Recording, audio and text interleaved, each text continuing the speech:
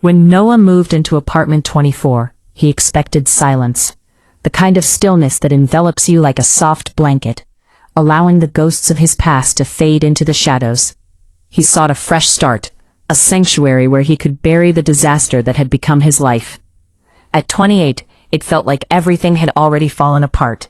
His fiancée had walked away, his dreams of a writing career lay in tatters, and the rift with his father after a bitter argument cast a long shadow over his heart.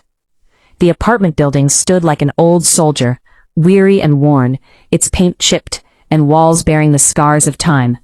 Dim hallways stretched ahead, flickering lights creating ghostly patterns that danced along the floor. But the rent was cheap, and honestly, Noah didn't care anymore.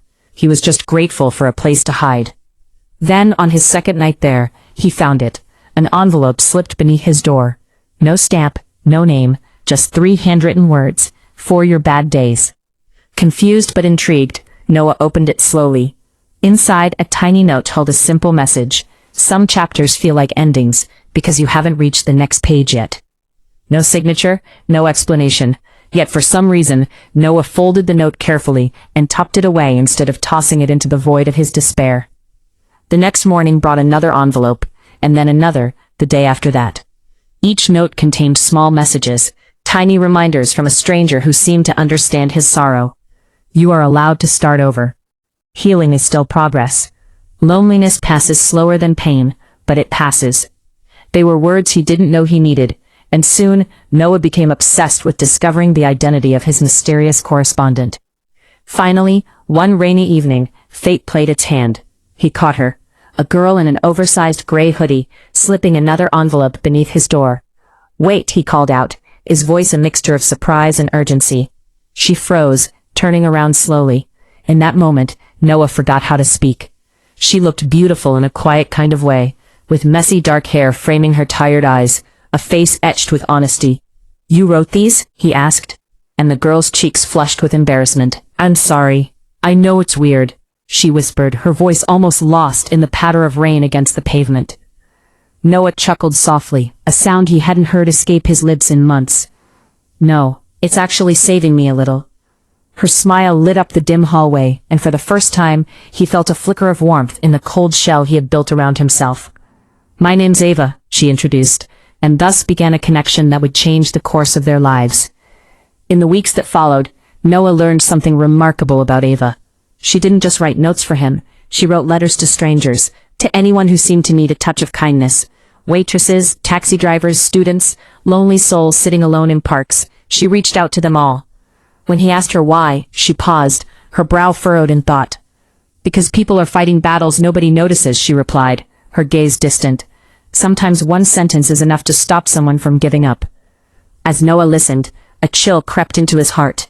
It scared him to think that Ava noticed sadness in others as easily as others noticed the weather, for it meant she bore her own burdens.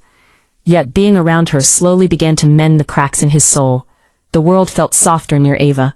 Mundane moments transformed into cherished memories, midnight walks, shared cups of cheap coffee, and gazing at the sprawling city lights from rooftops. For the first time in years, Noah found his voice again, and with each word he wrote, his pages began to sound less broken. One winter evening, holding coffee in hand, he arrived outside Ava's apartment, only to be met with a scene that pulled the ground from beneath his feet.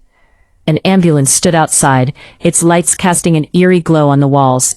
A neighbor with eyes filled with sorrow whispered, "It's Ava."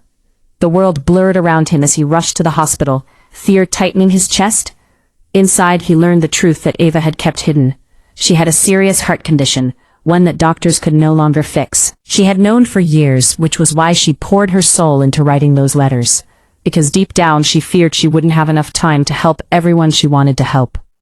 When he entered her hospital room, Ava's weak smile cut through his heart like glass. "You found out," she said softly. Tears streamed down his face as he whispered, "You should have told me." She looked out the window, avoiding his gaze. "I didn't want people loving me because they felt sorry for me." Sitting beside her, he took her hand in his. "I love you, because you made the world feel less lonely." Her tears flowed freely, quiet and raw, like the first rain after a long drought. As months passed, Ava grew weaker but continued to write her letters. On a snowy February morning, Noah arrived at the hospital, sensing something was wrong. The nurses wore expressions of heartbreak, and the silence in Ava's room felt like a heavy shroud. She had passed away during the night, just 26 years old. In that moment, Noah felt the world collapse into a deafening silence. Weeks followed in a haze of grief. He stopped writing, stopped answering calls, and remained inside his apartment, mourning the light that had punctured his darkness. Then one evening, he noticed an envelope taped beneath his door. His hands trembled as he recognized Ava's handwriting. Inside was one final letter.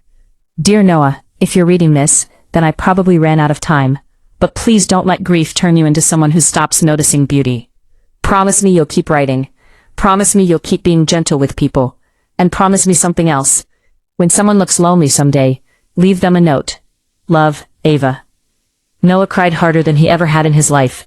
But the next morning, for the first time since losing her, he opened his laptop and began to write again. Years later, he became a successful author, his stories resonating with readers around the world, yet nobody knew the truth behind them. Every book, every hopeful line, every emotional ending sprouted from the heart of a girl from apartment 23, a girl who believed words could save people. And perhaps she was right, for even now, strangers in the city still find tiny handwritten notes tucked in cafes, bookstores, and train stations, whispers of hope saying, for your bad days.